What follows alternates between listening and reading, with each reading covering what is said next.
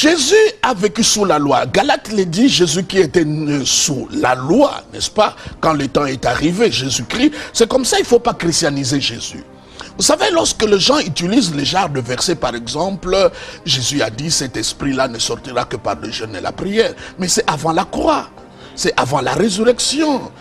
Parce que le même Jésus dira à ses apôtres, allez prêcher, mais c'est seulement chez les brebis perdues de la maison d'Israël. Donc là, c'est sélectif. Donc Jésus-Christ n'a pas vécu dans la nouvelle alliance.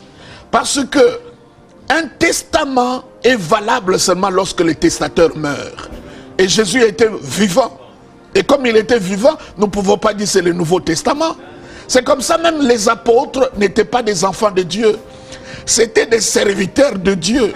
On devient qu'un enfant de Dieu après la résurrection. C'est comme ça la Bible dit, à celui qui croit dans son cœur et qui confesse de sa bouche que Jésus-Christ est mort et quoi encore, il est ressuscité. Qu'est-ce qui lui arrive? Il est sauvé. Donc si vous enlevez la résurrection, il n'y a pas de salut.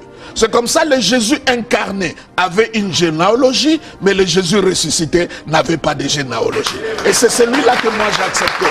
Il n'y a pas de généalogie. Il ne faut pas me parler de mon père, il ne faut pas me parler de ma mère.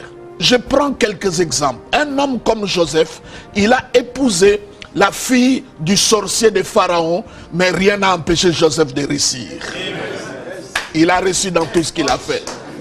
Quand vous prenez les 12 tribus des enfants d'Israël, tous ces enfants-là ne sont pas nés d'une seule femme.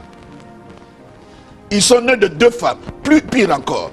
Ils sont nés de 4 femmes. Il y avait 2 femmes et il y avait 2 servantes. Donc disons qu'en général, il devait avoir le lien de la polygamie.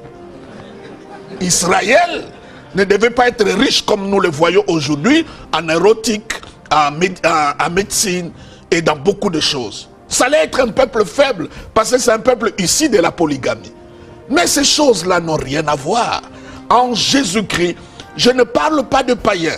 Quand tu es païen, quand tu ne connais pas Jésus et que tu ne l'as pas accepté, la loi est sur toi, les liens sont sur toi, les autels sont sur toi. Mais quand tu deviens chrétien, comme le sacerdoce a changé, la loi aussi a changé. Je ne sais pas, quand les gens disent on peut être chrétien, tu peux lier.